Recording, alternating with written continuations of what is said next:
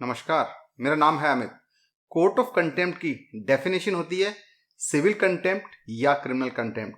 यानी अगर civil contempt किया जाता है तो भी वो कोर्ट की अवमानना है और क्रिमिनल कंटेम्प्ट किया जाता है तो वो भी कोर्ट की अवमानना है। सिविल कंटेम्प्ट से रिलेटेड एक डिटेल में मैंने वीडियो बनाया था जो आपको यहाँ आई बटन पे नजर आ रहा होगा। अगर आप सिविल कंटेम्प्ट के बारे में ज़्यादा जानकारी चाहते हैं तो इस वीडियो के बाद सिविल कंटेम्प्ट का वीडियो जाकर देख सकते हैं। क्रिमिनल कंटेम्प्ट को लेकर सामान्यतः ये धारणा बनी हुई है कि अगर कोई क्रिमिनल केस कोर्ट में चल रहा है और उस केस में कोर्ट ने कोई ऑर्डर किया और उस ऑर्डर का अगर उल्लंघन होता है तो ये क्रिमिनल कंटेम्प्ट है, क्योंकि क्रिमिनल केस के दौरान ये ऑर्डर पास किया गया है। लेकिन ये बिल्कुल गलत है। क्रिमिनल कंटेम्प्ट बिल्कुल अलग तरह का होता है, इसकी नेचर बिल्कुल डिफरेंट होती है। तो चलिए क्रिमिनल कंटेम्प्ट के बारे में जानते हैं and please don't forget to subscribe the channel.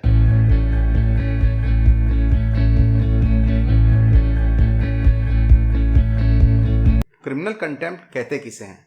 शब्दों को बोलकर या लिखकर उन्हें पब्लिश किया जाए और वो शब्द ऐसे हैं जिससे कि कोर्ट कलंकित होती है या स्कैंडलाइज होती है, या उन शब्दों से जिन्हें बोला गया है या लिखा गया है उससे कोर्ट की अथॉरिटी डाउन होती है, लोअर होती है।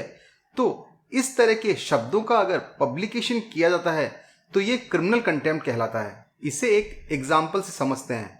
सपोज कोर्ट में एक सिविल केस चल रहा है और सिविल केस के दौरान ही कोई पार्टी ऑनरेबल जज पर चिल्ला बैठती है, तो यहाँ पर चिल्लाने की वजह से जिन शब्दों का प्रयोग हुआ उससे कोर्ट कलंकित हुआ, स्कैंडलाइज हुआ, इसलिए ये क्रिमिनल कंटेम्प्ट की डेफिनेशन में आता है और ये माना जाएगा कि उस पार्टी ने क्रिमिनल कंटेम्प्ट किया है।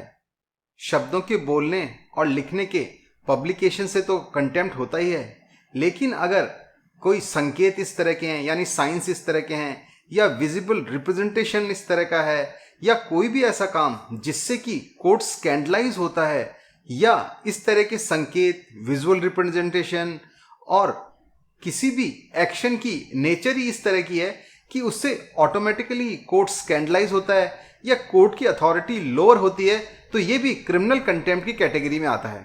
क्रिमिनल कंटेम्प्ट की डेफिनेशन यहीं एंड नहीं होती है।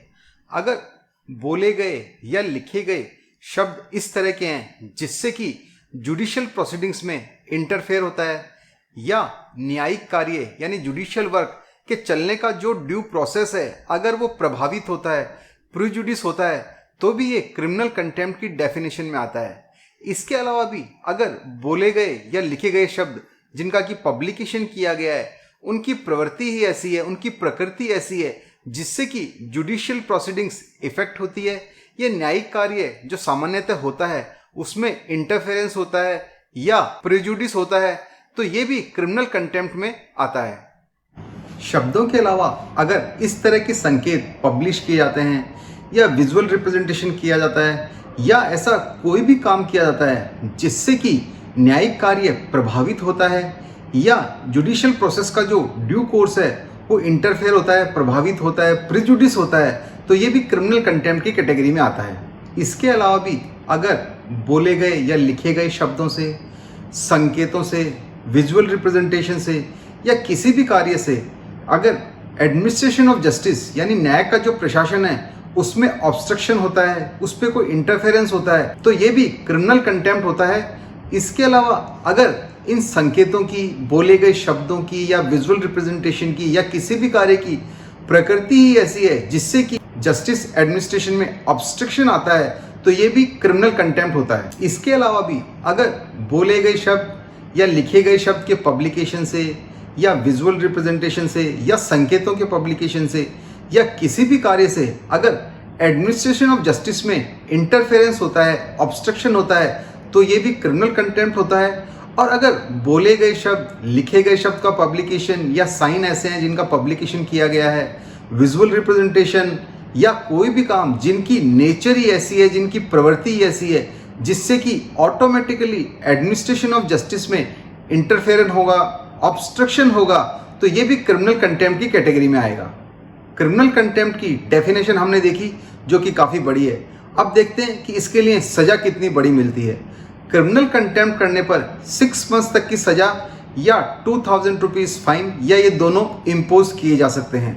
अगर क्रिमिनल कंटेम्प्ट किसी कंपनी ने किया है तो उस परिस्थिति में उस कंपनी के डायरेक्टर, सेक्रेटरी या कोई भी रिस्पॉन्सिबल पर्सन जिसने वो क्रिमिनल कंटेम्प्ट का एक्ट किया है उसे पनिशमेंट दिया जाता है।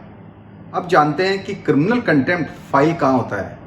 अगर criminal contempt honourable high court या ऑनरेबल सुप्रीम कोर्ट के सामने हुआ है तो ये कंटेम्प्ट ऑनरेबल हाई कोर्ट या ऑनरेबल सुप्रीम कोर्ट के सामने ही पेश होता है। अगर क्रिमिनल कंटेम्प्ट मैजिस्ट्रेट की कोर्ट या सेशन कोर्ट में हुआ है तो ऐसी परिस्थिति में कंसर्निंग मैजिस्ट्रेट या सेशन जज रेफरेंस बनाकर उस क्रिमिनल कंटेम्प्ट को ऑनरेबल हाई कोर्ट के सामने भेजते हैं और उस पर ऑनरेबल हाई कोर्ट आगे प्रोसीडिंग करते हैं। इसके अलावा एडवोकेट जनरल भी क्रिमिनल कंटेम्प्ट की प्रोसीडिंग इनिशिएट कर सकते हैं और अगर क्रिमिनल कंटेम्प्ट यूनियन टेरिटरी में हुआ है तो उस स्थिति में सरकार द्वारा अपॉइंट लॉ ऑफिसर के द्वारा क्रिमिनल कंटेम्प्ट की प्रोसीडिंग इनिशिएट की जाती है। इसके अलावा ऑनरेबल हाई कोर्ट या honourable supreme court suo motu भी क्रिमिनल कंटेम्प्ट का कॉग्निजेंस ले सकते हैं। कंटेम्प्ट की प्रोसीडिंग इनिशिएट करने के लिए लिमिटेशन 1 साल है। तो क्रिमिनल कंटेम्प्ट के इस इश्यू को यहीं कंक्लूड करते हैं। अगर आपको ये वीडियो हेल्पफुल लगा हो तो इसे लाइक करें, शेयर करें और चैनल को सब्सक्राइब करना ना भूलें। यतो धर्मस्ततो जयः।